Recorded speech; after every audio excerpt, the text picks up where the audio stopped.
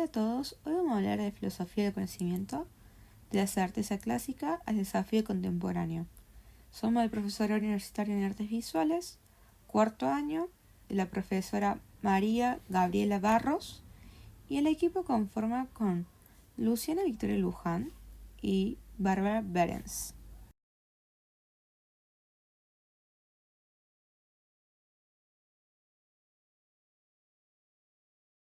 La teoría del conocimiento es uno de los temas principales de la filosofía, ya que consiste en la investigación filosófica sobre el origen, esencia, límite y la validez del conocimiento. El conocimiento como problema exclusivo es un tema de la filosofía moderna. En su obra Crítica de la razón pura, de 1781, Kant intenta liberar las cuestiones psicológicas, lógicas y metafísicas para establecer el estudio del conocimiento sobre bases propias. La teoría del conocimiento parte de una correlación del sujeto cognoscente con el objeto de conocimiento. Está constituido por tres factores: un sujeto que conoce, un objeto conocido y una relación entre el sujeto y objeto. El sujeto es el hombre con todas las posibilidades de conocer, y es sujeto cognoscente en cuanto exista un objeto que aprender. El objeto es todo lo que puede ser conocido, y es objeto de conocimiento en cuanto es aprendido por el sujeto. Pero, ¿quién tiene poder en esta correlación? El problema más importante de todos los problemas del conocimiento es qué es el conocimiento en cuanto a esencia. En el realismo, la postura filosófica considera el conocimiento como el simple reflejo de las cosas en la conciencia. En la modalidad del realismo ingenuo, refleja las cosas tal cual son. El sujeto aprende del objeto, que independiente del sujeto, actúa sobre él. Las cosas son tal como las percibimos por los sentidos. Para el realismo natural, de Aristóteles y Santo Tomás, el conocimiento consiste en la invasión del objeto en el sujeto. No está presente el objeto de forma material, sino formal. En el realismo crítico, propio de Galileo, se perciben los atributos de las cosas, en la representación del objeto y de sus cualidades. En oposición al realismo, el idealismo sostiene que es el sujeto el que produce el objeto, es el pensamiento quien crea el objeto. En la modalidad del idealismo subjetivo, dice que todos los conocimientos se basan en ideas, en el acto de observar. Estas ideas se entrelazan entre sí, generando que les pongamos nombres y las consideremos como cosas. La existencia de las mismas consiste en ser percibidas. En el idealismo objetivo, el objeto no existe ni por fuera ni en nosotros, sino que necesita ser creado por el pensamiento. El siguiente problema que estudia la teoría del conocimiento es ¿cuál es su origen? De esta pregunta derivan dos soluciones. El racionalismo sostiene que la única fuente legítima del conocimiento está en la razón. Todo conocimiento tiene origen racional. Para Descartes, consistía en descubrir y establecer principios o verdades como premisas para deducir racionalmente todos los conocimientos científicos. La experiencia suministra datos mediante los sentidos para que surja el mundo de la razón. En oposición, para el empirismo, no hay pensamiento anterior a la experiencia, de donde salen todos los conocimientos humanos. Los sentidos tienen un papel importante en la relación del saber, llegando a conocer las cosas y procesos del mundo. Para los empiristas, todo lo que hay en el espíritu procede de la experiencia. El filósofo alemán Kant, en su obra Crítica de la razón pura, reconoce la existencia necesaria de objetos independientes del espíritu y externos a él. Los declara incognoscibles en sí mismos. Los objetos aparecen como formas a priori de nuestra razón y sensibilidad. Todos los conocimientos provienen de los sentidos y como estos no conocen sino los objetos singulares, son construcciones de la razón y no datos objetivos. posible que el sujeto aprenda del objeto? De esta pregunta surgieron varias respuestas. Una de ellas es el dogmatismo, en donde el conocimiento es un hecho. El hombre conoce y solo nos preguntamos en qué consiste el conocimiento. No tolera ninguna crítica. El escepticismo sostiene que es imposible que el sujeto llegue al objeto y se genere un verdadero conocimiento, porque hay circunstancias externas e internas que lo impiden. El escepticismo absoluto dice que el conocimiento es imposible, generando una contradicción sobre sí mismo mediante la afirmación de conocer que el conocimiento es imposible. Como última respuesta, el relativismo rechaza toda verdad absoluta. Sostiene que el conocimiento es posible dependiendo de condiciones y circunstancias. En una de sus corrientes, el subjetivismo dice que toda verdad es relativa al sujeto. Todo depende del sujeto que conoce. Está basado en el gusto, en el sentimiento del momento, mientras que el relativismo dice que el conocimiento nunca puede ser absoluto. Depende de la especie humana, del momento histórico o de la clase social donde pertenece el sujeto. Ya entendiendo lo que es la teoría del conocimiento, ahora vamos a hablar de la transformación de cómo entendemos la realidad y el conocimiento, guiado por el pensamiento de Augusto Pérez Lindo en su capítulo 2 y 3. Ahora vamos a empezar con el 2. La tesis central que él presenta es que el edificio filosófico clásico que asocia a Suretti ahí se está tambaleando. ¿Por qué? Porque sus cimientos, que son ideas de realidad, y la idea del sujeto están en crisis. Pérez Lindo inicia el capítulo hablando de una conciencia de cambio. Nos interpela preguntándonos si esta identidad humana, nuestras nociones de espacio-tiempo y nuestro mundo ha cambiado de sentido. Esto nos lleva a la pregunta filosófica clave de esta guía de este capítulo, que sería: ¿poseemos hoy los conceptos adecuados para percibir lo que llamamos realidad?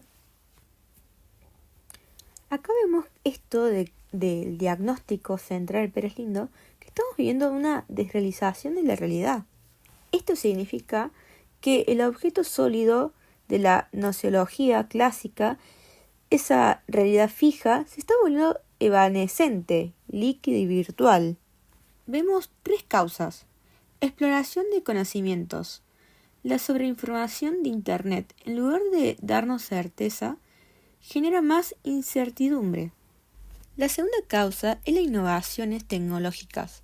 La informática y la biotecnología da ejemplos que la producción artificial de la vida, clones, transgénicos, borran la frontera que antes era clara entre lo natural y lo artificial. La tercera causa es la economía simbólica y la virtualización. El valor se vuelve intangible. Ya no está el objeto físico. Y esto lleva a la frase clave: todo lo real se vuelve virtual y todo lo virtual se vuelve real. Si la realidad misma es una simulación virtual, ¿qué sentido tiene el viejo debate filosófico entre el realismo e idealismo sobre reflejar la realidad? Explicamos esta crisis, que no es tan extraña si vemos la historia, pero es lindo, analiza cómo la objetividad nunca ha sido estática. Lo que consideramos real depende de la historia. Acá vemos unos ejemplos. El racionalismo de Hegel creía que todo lo real era racional. El positivismo y el marxismo confiaban ciegamente en la ciencia para encontrar la explicación única y objetiva de todo. Pero es lindo, nos recuerda que incluso conceptos como hoy vemos como objeto, como el número cero o el infinito, fueron en su momento innovaciones subversivas que tuvieron que vencer resistencias culturales y religiosas. La conclusión de esto, como dice el filosofando, es que el objeto, la realidad, no es un dato puro. El conocimiento siempre está mediado por la cultura y la historia. Por lo tanto, la objetividad es, en gran medida, un consenso histórico. Si la realidad se desconstruye, ¿cómo conocemos? Acá hay 3 ejemplos. Rosti, antirrealismo, la mente no es un espejo de la realidad. Maturana, constructivismo, la realidad se construye conceptualmente. Morin, complejidad, necesitamos una visión compleja y no reduccionista. La consecuencia final de esta desrealización es la crisis de las disciplinas. La pregunta que plantea el texto es lógica. Si la realidad ya no está claramente dividida, ¿por qué nuestras carreras sí lo están? Pérez Lindo critica los circuitos tubulares, es decir, las carreras cerradas, y la endogamia profesional. Sostiene que esta nueva realidad que exige superar la fragmentación del saber. Por eso, la tarea central, como propone Edgar Morris, es que la filosofía y la academia ya no deban buscar la verdad absoluta, sino producir conocimiento del conocimiento. Empezamos el capítulo 3 de Pérez Lindo. Como dice el texto, Pérez Lindo ahora pasa de analizar la crisis del objeto que acabamos de ver a analizar la crisis del sujeto. El sujeto de la filosofía clásica, el sujeto de Suretti, ya fuera racionalista o empirista, era visto como una entidad individual y pura. Pérez Lindo deconstruye esta idea, mostrando que el sujeto es, en realidad, una red de interacciones. Y este capítulo, como dice el texto, traza una genealogía de cómo fuimos descubriendo los factores que componen el acto de conocer. Y acá en esta genealogía, fíjense qué interesante la evolución. Empezamos con Sócrates y Buda. El conocimiento estaba atado a la ética y al bien. Con Aristóteles pasamos al realismo. El conocimiento viene en el sentido de observar la naturaleza. Damos un salto y con Descartes al racionalismo. Todo se invierte. La fuerza de certeza es la razón y el sujeto. El empirismo de las percepciones, Hume responde, no, es la única fuente de los sentidos. Y al final, Kant intenta hacer una síntesis diciendo que necesitamos ambos, razón y experiencia. Entonces, Pérez Lindo muestra que todo este debate histórico para decirnos, che, se olvidaron de algo.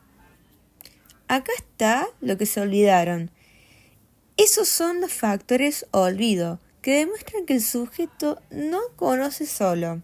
Vemos estos ejemplos claves, el factor lingüístico. Esta idea es genial. No solamente usamos el lenguaje, sino que el lenguaje nos usa a nosotros. La estructura de nuestra lengua, el español y bueno, si sabes inglés también, predetermina lo que podemos pensar. No hay pensamiento puro. Como el factor social, Marx, Kuhn y Vygotsky. El conocimiento es un producto social. Aprendemos en comunidad.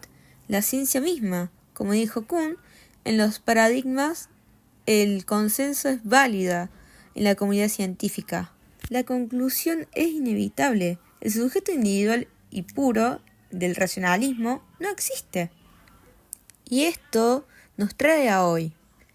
Si el sujeto es una red y la realidad es compleja, entonces, ¿cómo conocemos?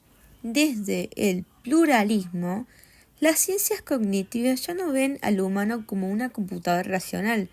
Saben que la afectividad, las emociones, son claves. Bunge nos habla del devenir de la verdad. Ya no hay una verdad, hay verdades múltiples, lógicas, fácticas y morales. Y Gardner nos mostró que no hay una inteligencia, sino inteligencias múltiples. Cuando mencionamos el filosofando al final, la tarea de hoy es gestionar el pluralismo y la incertidumbre, dejar de buscar esa única certeza. Acá llegamos a conclusión integradora y con esto cerramos. Acá hice una conclusión de todo para comparar. La gnoseología clásica En su problema era la adecuación, quería reflejar el mundo buscando la verdad absoluta. Y Pérez Lindo, nuestro problema de hoy, es otro. Es la construcción del sentido en un mundo que ya no es seguro. Y ante las tres crisis que vimos, objeto, sujeto y verdad, tenemos que desarrollar competencias epistemológicas. Saber pensar, saber seleccionar y saber aplicar. El objetivo final y lo más importante es que ya no buscamos reflejar el mundo, buscamos orientar el uso social del saber. El conocimiento es una herramienta para la acción. Acá queremos dejar una pequeña frase. La construcción de las teorías sobre el conocimiento y sobre la realidad cambiante se ha convertido en una de las tareas centrales del pensamiento. Augusto Pérez Lindo, capítulo 2, Cambio de concepto de realidad. Bueno, acá está la biografía, así que muchas gracias por su atención.